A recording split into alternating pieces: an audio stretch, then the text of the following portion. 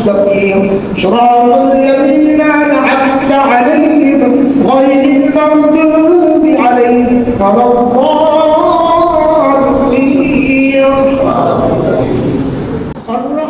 আজ থেকে আর কখনোই শোনা যাবে না এই মধুর মতো কণ্ঠ। আমাদের পুরান ঢাকার আগানগর দৈরি জামে মসজিদ এবং মৌলভীবাজার জামে মসজিদ ও চকবাজার শাহী জামে মসজিদের খতিব হযরত মাওলানা মুফতি মাইজুদ্দিন হুজুর আজকে ইন্তেকাল করেছেন। ইন্না লিল্লাহি ওয়া ইন্না ইলাইহি রাজিউন।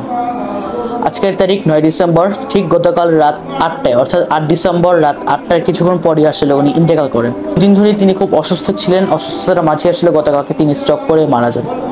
আমরা আসলে কখনোই কল্পনা করিনি যে উনি আসলে আমাদের কীভাবে ফেলে চলে যাবেন। উনি বিশেষ নাম কামিয়েছিল তার এই মধুর মতো সুর কণ্ঠর জন্য। আপনারা অনেকেই হয়তো বা জানেন, পুরান ঢাকার রমজান মাসে চকবাজার শাহী মসজিদের রাত 3টার দিকে যে কিয়ামুল লাইলের নামাজ অনুষ্ঠিত হয়, তিনি সেখানে এসে নামাজ পড়াতেন।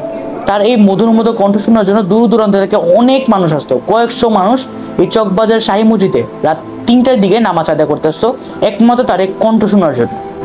তবে আজ থেকে আর হয়তো কখনোই কণ্ঠ শোনা হবে না, কারণ তিনি আমাদের মাঝখান থেকে আজকে চলে গেছেন।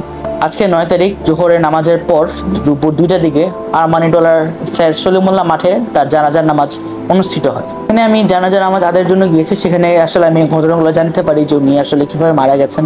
আমি সেখানে কোনো ভিডিও করি, কারণ এটা কোনো ভিডিও করার জায়গা না, তার জন্য দোয়া চাওয়ার জায়গা। ওখানে আসলে এসব ভিডিও করার কোনো কথাই না, যার ফলে আমিও করিনি। আমরা জানাজার নামাজ অনুষ্ঠিত করেছি। ওনাকে হাজিমপুর কবরস্থানে দাফন দেওয়া হয়েছে। আপনারা সকলে একটা কাজই করবেন, সেটা হচ্ছে সকলেই হুজুরের জন্য দোয়া করবেন। আল্লাহ তাআলা যেন ওনাকে জান্নাত নসিব করেন। উনি হয়তো আমাদের মাঝে নেই, তবে উনি পুরান ঢাকায় ইসলাম প্রচার করে গেছেন, যে সুর দিয়ে মানুষের মনকে জয় করে গেছেন, ইসলামের জন্য এত কঠিন কঠিন কাজ করে গেছেন, সেই কাজের দ্বারা তিনি আমাদের মাঝে সারা জীবন বেঁচে থাকবেন। তিনি মাদ্রাসা করেছেন, অনেক মাদ্রাসার সাথে সংযুক্ত ছিল, অনেকগুলো পুরান ঢাকার বেশিরভাগ মসজিদের সাথেই তিনি সংযুক্ত ছিলেন। তিনি তাফসির করতেন, যেমন বেগমবাজার শাহী মসজিদের তিনি প্রতিদিন এশার নামাজের পর তাফসির করতেন। অনেক ইসলাম প্রচারের কাজ তিনি করে গেছেন। তাই আমরা এটাই দোয়া করি, আল্লাহ তাআলা যেন ওনাকে জান্নাত নসিব করুন। কবরের সকল জব সল এবং অন্যান্য যেসব কার্যক্রম আছে সকল কিছু যেত আল্লাহ তাআলা ওনাকে খুব দ্রুত এবং সহজের সাথে যেগুলো পার করে দেয়। আজকে ভিডিওটা কোনো আমি এরকম কোনো কিছু করি না, আমি জাস্ট এরকম মেসেজ দেওয়ার জন্য। আর আপনারা অনেকেই হুজুরকে চিনেন, বাট অনেকেই জানেন না উনি আজকে ইন্তেকাল করেছেন। তো সকলেই হুজুরের জন্য দোয়া করবেন। তো এই ছিল ভিডিও, আর কিছু বলার নেই। সবাই পাশে থাকবেন, হুজুরের জন্য দোয়া করবেন।